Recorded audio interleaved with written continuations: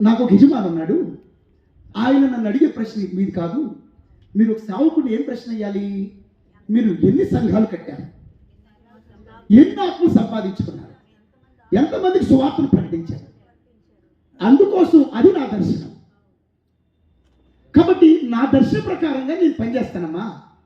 కాబట్టి ఇల్లు కట్టుకోవటం, లేకపోతే వస్త్రాలు ధరించడం, ఇవన్నీ సెకండరీ. మాకు అది అవసరమే.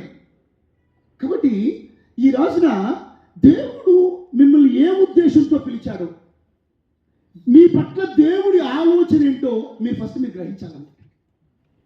హల్లెలూయా. అందువలన సేవ కనుక మీరు చేస్తూ ఉంటే, సేవకుడికి ప్రతి ఒక్కరికి ఉండాలి దైవ దర్శనం.